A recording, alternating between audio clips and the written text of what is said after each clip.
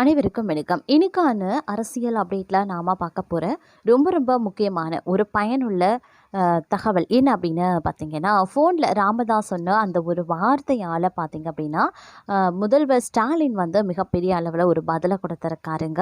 திமுக கூட்டணியில் இதனால் ஒரு மிகப்பெரிய அளவில் ஒரு மாற்றம் ஏற்படவிருக்கிறது அப்படின்னே கூட சொல்லலாம். அது என்ன, ஃபோனில் வந்து ராமதாஸ் அவர்கள் வந்து என்ன சொல்லியிருக்காங்க, அதன் காரணமாக திமுக கூட்டணியில் என்ன மாதிரியான மாற்றங்கள் ஏற்பட போகின்றது அப்படிங்கிறத பற்றின பரபரப்பான அரசியல் தகவலோடு இன்னும் பரபரப்பான தகவலை நீங்கள் கூடுதலாக தெரிந்து கொள்ள வீடியோவை ஸ்கிப் பண்ணாமல் கடைசி வரைக்கும் பாருங்கள். வீடியோக்குள்ளே புகிறதுக்கு முன்னாடி இது வரைக்கும் நீங்கள் நம்ம சேனலை சப்ஸ்கிரைப் பண்ணலை அப்படின்னா உடனே சப்ஸ்கிரைப் பண்ணிக்கோங்க. அப்படியே பக்கத்தில் இருக்கக்கூடிய நோட்டிஃபிகேஷனுக்கான பெல் பட்டனையும் ப்ரெஸ் பண்ணிக்கோங்க. சரி நேர்களே, வாங்க வீடியோக்குள்ளே போகலாம். அதாவது சீக்கிரமே பார்த்தீங்கன்னா தேர்தல் வரப்போகுதுங்க. ஆனால் இதுவரைக்கும் கண்டிராத ஒரு புதிய அரசியல் கணக்கை நோக்கி களம் நகர்ந்து கொண்டிருக்கிறது அப்படின்னு தான் சொல்லணும். அதிலும் பார்த்தீங்கன்னா வழக்கமான விஷயங்களை விட பார்க்கும் பொழுது கூடுதலாக இந்த அரசியல் விவகாரம் அப்படிங்கிறது வந்து நாளுக்கு நாள் பார்த்தீங்க அப்படின்னா பரபரப்பை கொடுத்து கொண்டே இருக்கிறது. ஏன்னா ஒவ்வொரு கட்சியினரும் தங்களுடைய விஷயங்களில் பார்க்கும் பொழுது, கட்சிகளில் பார்க்கும் பொழுது அதிரடியான நடவடிக்கைகளையும் அதிரடியான முடிவுகளையும் வந்து எடுக்கிறது அப்படிங்கிறது வந்து மக்கள் மத்தியில் மட்டும் இல்லாமல் அரசியல் வட்டாரத்திலையும் மிகப்பெரிய அளவில் வந்து பரபரப்பையும் எதிர்பார்ப்பையும் வந்து அதிகரிக்க செய்திருக்கிறது. இந்த தேர்தல் எவ்வாறு அமையப்பெறும், யாருக்கு எந்த முடிவு எட்டப்படும் அப்படிங்கிறத பற்றின நகர்வுகள் பார்த்தீங்க அப்படின்னா ஒரு கேள்வியாகவே இருக்கிறது அப்படின்னே கூட சொல்லலாம். அது மட்டும் இல்லாமல் வழக்கமான இருமுனை போட்டி அப்படிங்கிறத மாறி தற்போது பல முனை போட்டிக்கான சான்ஸ் வந்து நிறையவே தென்படுகிறது அப்படின்னு தான் சொல்லணும். இப்படிப்பட்ட சூழல்ல தமிழக அரசியல்ல கிங் மேக்கராக திகழ்ந்த பாமக நிறுவனர் டாக்டர் ராமதாஸின் தற்போதைய நகர்வுகள் பலருடைய கவனத்தையும் பெற்று வந்துட்டு இருக்கு. கூட்டணி தொடர்பாக அவர் என்ன முடிவு எடுக்க போகிறார், இதுவரையும் இல்லாத வகையில ஒரு விசித்திரமான சங்கடத்துல பாமக சிக்கி இருக்காங்க. அன்புமணி ராமதாஸ் தரப்பு ஏற்கனவே அதிமுக பாஜகவுடன் சேர்ந்துவிட்ட நிலையில டாக்டர் ராமதாஸ் தலைமையிலான இன்னொரு தரப்பு தனித்து விடப்பட்டிருக்கிறது.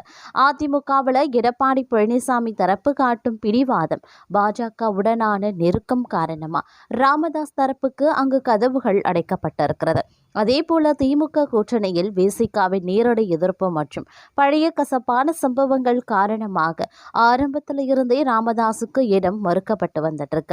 இப்படி ஒரு இக்கட்டான நிலையில தான் டாக்டர் ராமதாஸ் தற்போது சிக்கியும் இருக்கிறாரு. அடுத்து என்ன செய்வதென்று மகள் ஸ்ரீகாந்தி, கட்சியின் சீனியர் தலைவர் ஜே மணி ஆகியோருடன் தீவிர ஆலோசனைகளை ராமதாஸ் மேற்கொண்டு வருவதாக தெரிகிறது. பாமகவின் கோட்டையாக கருதப்படும் வட மாவட்டங்களில் மட்டும் தனித்து போட்டியிட்டு பலத்தை நிரூபிப்பதா அல்லது தாவேகாவுடன் கூட்டணி அமைப்பதா என்ற விவாதங்களும் நடந்ததாக தெரியுது.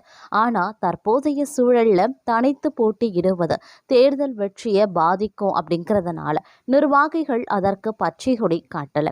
அதனால கடைசியாக ஒரு முறை திமுக கூட்டணியில் இணையும் முயற்சிக்கு தைலாபுரம் தரப்பு வந்திருக்காங்களாம். ஒருவேளை அது முடியாத பட்சத்துல தாவேகா பக்கம் செல்வதும் என்று முடிவை எடுத்திருக்காங்க. இந்த நிலையில தான் திமுகவினுடைய முக்கிய புள்ளி ஒருவரின் மூலமாக முதல்வர் ஸ்டாலினுடன் டாக்டர் ராமதாஸ் போன்ல பேசியதாக தகவல் ஒன்று கசிந்திருக்கிறது. தன்னுடைய நீண்ட கால அரசியல் அனுபவத்தை முன்வைத்த ராமதாஸ், இது எனது அரசியல் வாழ்வின் மிக முக்கியமான தேர்தல், ஒருவேளை இது கடைசி தேர்தலாகவும் இருக்கலாம் அப்படின்னு உருக்கமாக சொல்லி ஒரு கௌரவமான தொகுதிகளை ஒதுக்குமாறு கோரிக்கை விடுத்திருக்காராம்.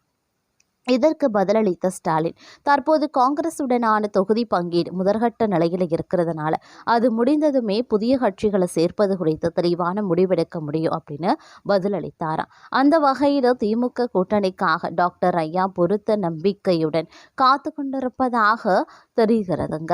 திமுகவுடன் கூட்டணி வைக்க ராமதாஸ் மட்டுமல்ல, தேமுதிகவும் 10 தொகுதிகள் ஒரு மாநிலங்களவை இடம் என்ற கோரிக்கைகளுடன் காத்து கொண்டிருப்பதாக தெரிகிறது. எடப்பாடி பழனிசாமி சேர்த்து கொள்ள முடியாது என்று படார் என்று சொல்லிவிட்டதால் திமுக பக்கம் நகர ஓபிஎஸும் காத்து கொண்டிருக்கிறாராம். நேற்று முன்தினம் எம்பி கனிமொழி பேசும்போது திமுக கூட்டணியில் நிச்சயமாக புதிய கட்சிகள் வர வாய்ப்புள்ளதாக கூறியிருந்தார். அப்படியானால் வேறு சில கட்சிகள் திமுக கூட்டணிக்குள் வரப்போகிறதா என்றும் தெரியல. ஓபிஎஸ், ராமதாஸ், பிரேமலதா அப்படின்னு பலரும் வரிசை கட்டி திமுக பக்கம் நிற்க, செங்கோட்டையன் போன்ற மூத்த தலைவர்களின் திரைமறைவு முயற்சிகளால் தமிழக அரசியல்ல இன்னும் ஒரு சில வாரங்கள்ல மிகப்பெரிய மாற்றங்கள் நடக்கக்கூடும் அப்படின்னு சொல்லலாம். ஏன்னா தமிழகத்தினுடைய வன்னியர் சமூக வாக்குகளை தீர்மானிக்கும் சக்தியாக இருக்கும் ராமதாஸின் இந்த நகர்வு திமுக கூடுதல் பலம் சேர்க்குமா அல்லது தாவேகா போன்ற புதிய சக்திகளுக்கு வழிவகுக்குமா என்பது தெரியல. அதுபோல ஓபிஎஸ் வைத்திருக்கக்கூடிய 2% முதல் 4% வாக்கு வங்கியும், தேமுதிக வைத்திருக்கக்கூடிய 3% வாக்கு வங்கியும் யாருக்கு சாதகமாக போகின்றது அப்படின்னும் தெரியல. அடுத்த 2 வாரங்கள்ல வெளியாக போகும் கூட்டணி அறிவிப்புகள் தான் தமிழகத்தின் அடுத்த 5 ஆண்டு அரசியலை தீர்மானிக்கும் அப்படின்னும் நாம சொல்லலாம். இந்த விஷயத்திலையும் நாம கொஞ்சம் பொறுத்திருந்து தான் பார்க்கணும். அது மட்டும் இல்லாம சிவகங்கை மாவட்டத்திற்கு அரசுமுறை பயணம் மேற்கொண்டிருக்கக்கூடிய முதலமைச்சர் மு.க.ஸ்டாலின் சுமார் 2560 கோடி ரூபாய் மதிப்பிலான பல்வேறு நலத்திட்டங்களை தொடங்கி வைத்து உரையாற்றினார்.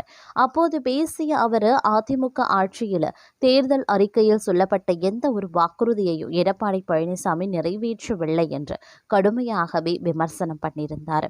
58 வயதுக்கு மேற்பட்டவர்களுக்கு இலவச பேருந்து பயணம் உள்ளிட்ட பல திட்டங்களை அறிவித்துவிட்டு அதிமுகவினர் மக்களை ஏமாற்றிவிட்டதாகவும் சொன்னதை செய்யாத பழனிசாமிக்கும் சொன்னதை செய்யும் திமுக அரசுக்கும் இருக்கக்கூடிய வித்தியாசத்தை மக்கள் நன்கு அறிவார்கள் அப்படின்னு அவர் பெருமிதத்துடன் குறிப்பிட்டிருந்தார். சிவகங்கையின் வீர வரலாற்றை புகழ்ந்து பேசிய முதலமைச்சர் அங்கு 2119 கோடி ரூபாய் செலவில் குடிநீர் திட்டங்கள் மற்றும் மினி டைடல் பூங்கா உள்ளிட்ட முக்கிய பணிகளை தொடங்கியும் வைத்தார்.